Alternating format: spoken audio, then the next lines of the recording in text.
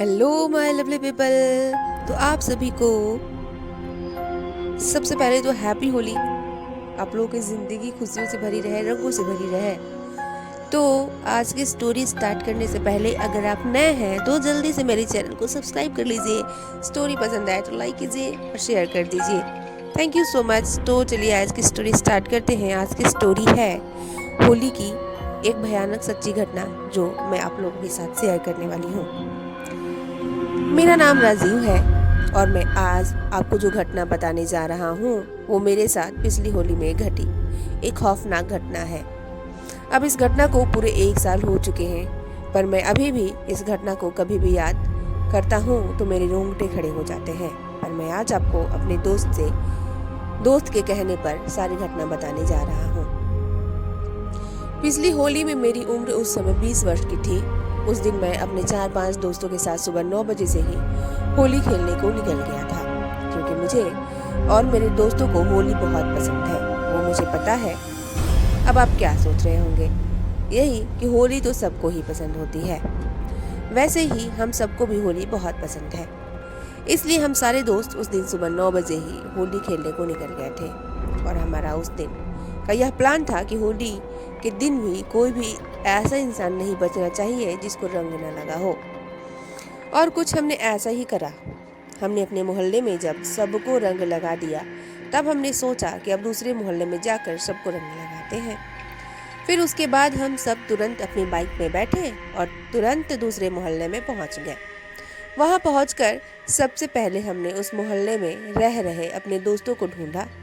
फिर उसके बाद उन सबके साथ निकल गए उनको पूरे मोहल्ले को रंगने के लिए। रंग लगाते लगाते जब हम मोहल्ले के एकदम आखिरी में पहुंचे तो हमने देखा कि उस तरफ तो एक अलग ही होली चल रही थी। यानी उस तरफ के लड़के एक दूसरे के कपड़े फाड़ रहे थे। पता नहीं उस समय मेरे दोस्तों को क्या हुआ कि वो सब भी उनके साथ ही घुस गए और एक दूसरे के कपड़े फाड़ने लगे। पर मैं दूर से ही खड़े खड़े उन सबको देखा, क्योंकि मुझे अपने कपड़े नहीं फड़वाने थे, क्योंकि मैं दूसरे मोहल्ले से आ रहा था और मुझे यहाँ से फटे हुए कपड़ों में जाने में बहुत शर्म आती। इसलिए मैं दूर से ही खड़े होकर सभी को देख रहा था। पर जब उन सब ने एक दूसरे के सारे कपड़े फाड़ दिए, तभी उनमें से एक की नज़र मेरे ऊपर पड़ी तो उसने सबको तुरंत बता दिया। फिर उसके बाद वो सब मेरी तरफ आने लगे, पर मैंने भी सोच लिया था कि मैं अपने कपड़ों को नहीं फड़वाऊंगा। मैं सीधा अपने पीछे जो खंडहर था उसकी तरफ भागने लगा। तभी मुझे वो सब रुकने के लिए आवाज लगाने लगे, पर मुझे लगा वो सब कपड़े फाड़ने के लिए रोक रहे हैं। फिर उसके बाद मैं सीधा उस 3 मंजिल के खंडहर की छत की भागने लगा। और जब मैं उस खंडहर की छत पर पहुंचा तो मैंने देखा उस खंडहर की छत की दूसरी ओर कोई सफेद कपड़े पहने बैठा हुआ था। उसको देखकर मैं यही सोच रहा था कि यह है कौन जो आज 11 बजे एकदम साफ सुथरा बैठा हुआ है। इसलिए मैंने उसके पीछे से ही आवाज लगाई, अरे कौन हो भाई जो होली के दिन भी साफ सुथरा बैठे हुए हो। मेरे इतनी जोर से बोलने के बाद भी जब वो पीछे नहीं मुड़ा तो मुझे काफी अजीब लगा। पर मैं भी होली की कसम खा रखा था कि आज तो सबको रंग लगाना ही है। पर मेरे पास उस समय रंग खत्म हो गया था, इसलिए मैं उस खंडहर की छत से नीचे झांक कर देखा तो वो सभी वहीं पर खड़े हुए थे। फिर उसके बाद मैंने जैसे आगे की तरफ फिर से देखा तो वो लड़का छत पर दूसरी तरफ बैठा हुआ था। वो सीढ़ियों पास खड़ा हुआ था, पर उसका मुंह अभी भी दूसरी तरफ ही था। इसलिए मैंने उसे एक बार फिर से आवाज लगाई, ओ भाई जरा सुन तो। मेरे इतना बोलने के बाद इस बार वो जैसे ही पीछे मुड़ा तो मैंने देखा कि वो तो विवेक था। फिर उसके बाद मैं उसे कहा, हाँ भाई कहाँ, आज तू चुप बैठा है, जरा इधर तो। मेरे इतना बोलने के बाद विवेक मेरी तरफ आ ही रहा था। तभी मैंने तुरंत छत के नीचे की तरफ देखा और जोर से आवाज लगाई और कहा, ओए जल्दी ऊपर आओ, विवेक कालू ऊपर है और उसने अभी भी रंग नहीं लगाया है।